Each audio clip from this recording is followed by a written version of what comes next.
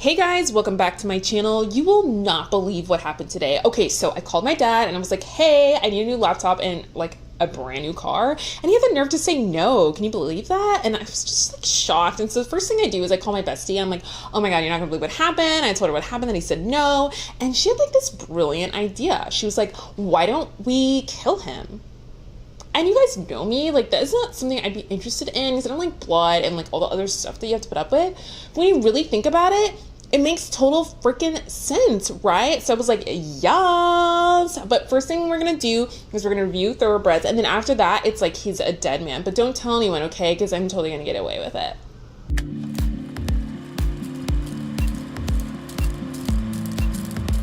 Okay, so you guys can tell from my intro that this movie is pretty wacky, but wacky in a good way. Like, I enjoyed it. And I hadn't seen a preview for it. I hadn't seen a trailer, nothing. And I was going to go see A Wrinkle in Time last night. But my friend, he asked me, he's like, hey, you want to go check out this new film? It's called Thoroughbreds. And I saw that it was starring Anya Taylor-Joy and Olivia Cooke. And I was like, yeah, I love Anya Taylor-Joy. I love watching her act. She's like amazing eyes whenever she's on screen. For some reason, I think that her eyes are really cool. And it's like a new director. His name is Corey Finley. He hasn't directed anything before. So yeah, but he told me that it was American Psycho meets Heathers. And for me, that sold me. I didn't really need to see a trailer. So basically, this movie is about two girls who are at a very emotionally unstable point in their lives. And so basically you have Olivia Cooke's character, whose name is Amanda, and she recently killed her horse. I mean, like slaughtered the horse. And there's a scene where she goes into and she talks about how she killed the horse, and everyone at school knows, and she's kind of like a freak and a weirdo, and no one really wants to hang out with her because she's a little cray-cray. And then you have Anya Taylor-Joy's character, who is Lily. And Lily is like, you know, from the outside, everything is perfect. She lives in this huge house and she goes to boarding school and everything in her life is fancy. And she kind of puts on this front that everything is perfect. But what we find out is both of them are wearing a mask, you know. Excuse me. Amanda goes through her life and she feels nothing. She's kind of like in a state of psychosis, you know, where it seems like a lot of things have happened to her in her life where she's just emotionally shut down. She pretends all the feelings she has are not real. She just is kind of living. And then you have Anya Taylor-Joy's Lily. Lily, is very emotional. Like everything that happens to her is just like striking. It's like the end of the world. I mean, she's your typical 17-year-old teenager to like the nth degree.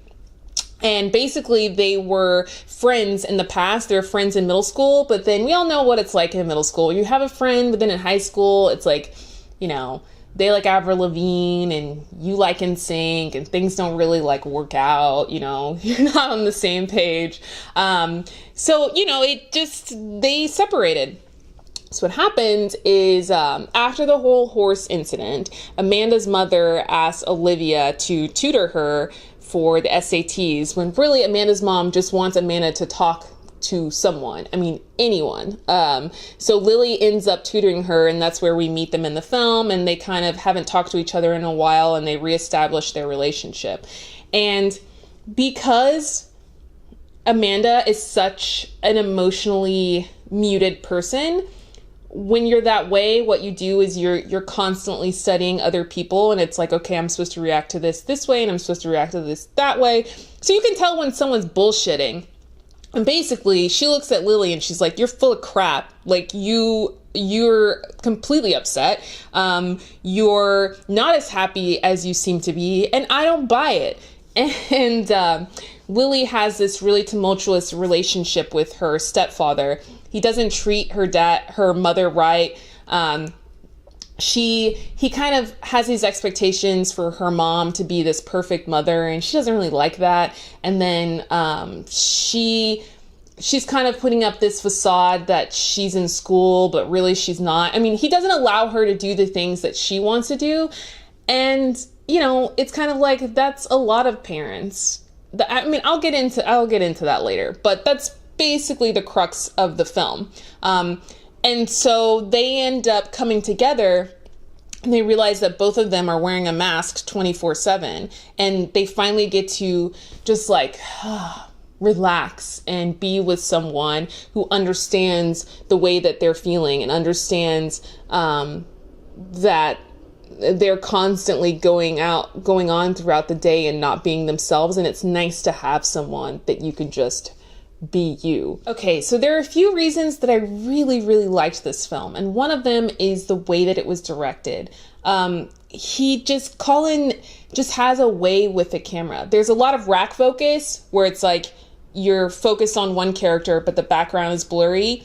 And then all of a sudden the background will be in focus and the person in front of the camera is blurry. And then there's a lot of like handheld work. I don't know. It just works for me because it just makes the film feel more intimate. So if you go watch the film, pay attention because he does that a lot, and he doesn't do it egregiously. You know, some people do all that camera work because it's like, oh, look, this is what I can do. But no, he sets up the shot, and the way that he does it, it's like, oh, that's so cool. And then the handheld action, when they go through certain sequences, it's like I said, it's very intimate, so it feels like you're in their space. And then one of my favorite parts about this movie and the way that it's filmed is there's some scenes where basically he just like puts a camera on a tripod and he kind of just lets the action happen, and you don't get to see exactly what's happening, everything in the film, especially that scene at the end of the film where you're just kind of hearing like diegetic sound, you know, where we hear everything that's going on in the scene, but we don't necessarily get to see all of it. But judging by the actors' reactions, it tells a story alone, which is so cool because a lot of movies aren't that patient when they're telling the story, and he just kind of lets the scene unfold, and I definitely appreciate that. And then the music, there's not a lot of music. Like I said, it's almost like you could understand what's going on in the film even if you weren't looking and you just had headphones on. You could kind of hear and see what was going on. So I thought that was like really, really cool. Another thing I liked was, of course, the performances. Like Olivia Cooke, Anton Yelchin, and his final performance. It's so sad. You know, watching him and his character, you know, he plays a drug dealer. And the funny part is he's the drug dealer and he's the one who's supposed to be immoral. But out of everyone, including the mom, the stepdad, the two girls, he's the most moral and the most focused person because he's been through things and he realized like life goes on and you can kind of just keep going and work hard and have dreams and have goals and not focus on all the negatives that happens to you as a teenager or as a young adult.